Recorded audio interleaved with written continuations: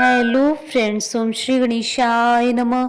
आप सभी का स्वागत है आपके अपने यूट्यूब चैनल पर। फ्रेंड्स, आज हम आपको इस वीडियो में बताने जा रहे हैं कार्तिक मास महात्म्य की 9वें अध्याय की कथा के बारे में, जिसको सुनने मात्र से ही धन धान्य के भरेंगे भंडार और होंगी आपकी सभी मनोकामनाएं शीघ्र ही पूर्ण। फ्रेंड्स, वीडियो शुरू करने से पहले आपसे रिक्वेस्ट है, अगर आप हमारे चैनल पर नए हैं और आपने अभी तक चैनल को सब्सक्राइब नहीं किया है तो प्लीज़ सब्सक्राइब कीजिएगा चैनल को, साथ ही प्रेस कीजिएगा बेल आइकन को, जिससे नए वीडियो से रिलेटेड नोटिफिकेशन आपको तुरंत प्राप्त हो सके। और वीडियो पसंद आने पर वीडियो को लाइक और शेयर जरूर कीजिएगा, ताकि सभी भक्तों को इस वीडियो का लाभ प्राप्त हो सके। और कमेंट बॉक्स में जय श्री कृष्णा जरूर लिखिएगा।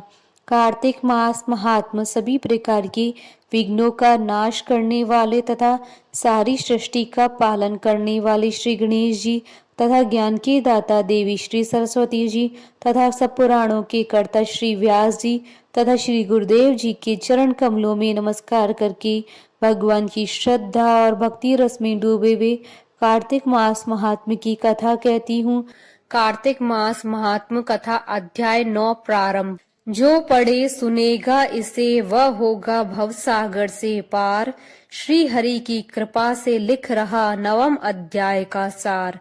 राजा पृथु ने कहा, हे मुनि श्रेष्ठ नारद जी, आपने कार्तिक माह के व्रत में जो तुलसी की जड़ में भगवान विष्णु का निवास बताकर उस स्थान की मिट्टी की पूजा करना बतलाया है, अतः मैं श्री तुलसी जी के महात्म्य को सुनना चाहता हूँ। तुलसी जी कहाँ और किस प्रकार उत्पन्न हुई, यह बताने की कृपा करें। नारद जी बोले, राजन, अब आप तुलसी जी की महत्ता तथा उसके जन्म का प्राचीन इतिहास ध्यान पूर्वक सुनिए।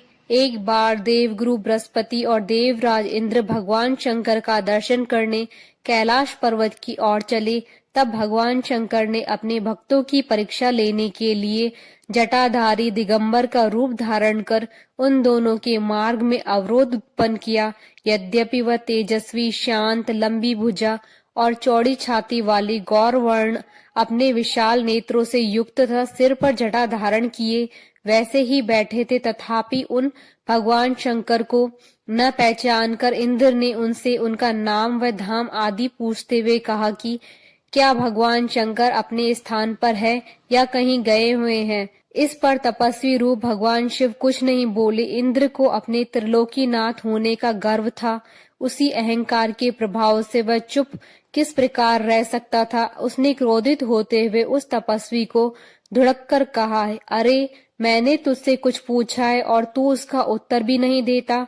मैं अभी तुझ पर वज्र का प्रहार करता हूँ, फिर देखता हूँ कि कौन तुझ दुर्मति की रक्षा करता है। इस प्रकार कहकर जैसे ही इंद्र ने उस जटाधारी दिगंबर को मारने के लिए हाथ में वज्र लिया, वैसे ही भगवान शिव ने वज्र सहित इंद्र का हाथ स्तंभित कर दिया और विकराल नेत्र कर उसे देखा। उस समय ऐसा प्रतीत हो रहा था कि वह दिगंबर प्रज्वलित हो उठा है और वह अपने तेज से जला देगा। भुजाएं स्तंभित होने के कारण इंद्र दुखित होने के साथ साथ अत्यंत कुपित भी हो गया, परंतु उस जटाधारी दिगंबर को प्रज्वलित देखकर बृहस्पति जी ने उन्हें भगवान शंकर जानकर प्रणाम किया और दंडवत होकर उनकी स्तुति करने लगे। बृहस्पति भगवान शंकर से कहने लगी, हे दीनानाथ, हे महादेव, आप अपने क्रोध को शांत कर लीजिए और इंद्र के इस अपराध को क्षमा कीजिए। बृहस्पति के वचन सुनकर भगवान शंकर ने गंभीर वाणी में कहा, मैं अपने नेत्रों से निकाले हुए क्रोध को किस प्रकार रोकूं। तब बृहस्पति ने कहा, भगवान, आप अपना भक्त वत्सल नाम सार्थक करते हुए अपने भक्तों पर दया कीजिए। आप अपने इस तेज को अन्यत्र स्थापित कीजिए और इंद्र का उद्धार कीजिए। तब भगवान शंकर गुरु बृहस्पति से बोले, मैं तुम्हारी स्तुति से अत्यंत प्रसन्न हूँ। तुमने इंद्र को जीवन दान दिलवाया है। मुझे विश्वास है कि मेरे नेत्रों की अग्नि अब इंद्र को पीड़ित नहीं करेगी। बृहस्पति से इस प्रकार कहकर भगवान शिव ने अपने मस्तक से निकाले हुए अग्नि में तेज को अपने हाथों में ले लिया और फिर उसे क्षीर सागर में डाल दिया। तत्पश्चात भगवान शंकर अंतर्ध्यान हो गए। इस प्रकार जिसको जो जानने की कामना थी उसे जानकर इंद्र तथा बृहस्पति अपने अपने स्थान को चले गए। इति श्री कार्तिक मात्म नवा अध्याय संपूर्ण। बोलिए भगवान विष्णु जी की जय, सनातन धर्म की जय। हमारे साथ इस वीडियो में अंत तक बने रहने के लिए आपका धन्यवाद। ओम श्री गणेशाय नमः। जय श्री कृष्ण।